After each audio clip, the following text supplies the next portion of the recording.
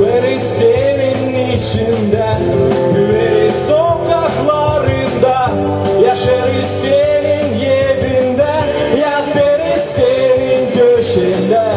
Benim burada yerim halkım, bu toprakta benim canım. Yaşasınla bizim devlet, verirsin sen bize kuvvet.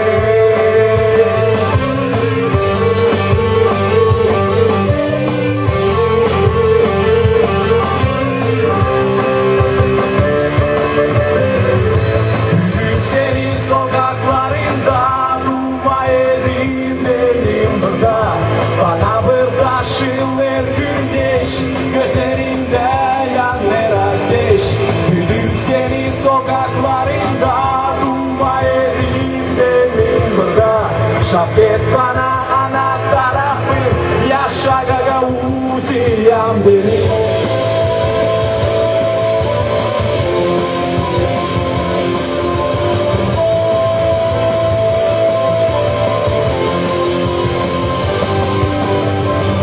Sen uzaktayken evimden, ürem alır bir acıdan. Acı hiç bırakma beni rada, benim yedim bu toprakta. Benim burada yerim halkım, bu toprakta benim canım. Yaşasınla bizim devlet, veresin sen bize kuvvet.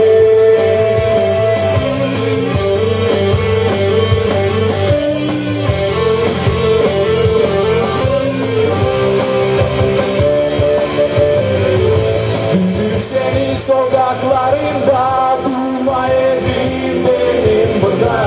Bana burada ışılır güneş, gözlerinde yanır ateş. Güdüm senin sokaklarında durmayayım benim burada.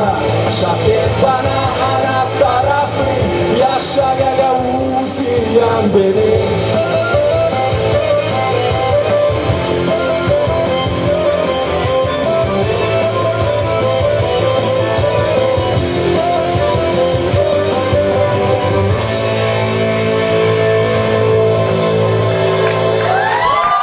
Yaşasın Gagavuziya, yaşasın ana dilimiz.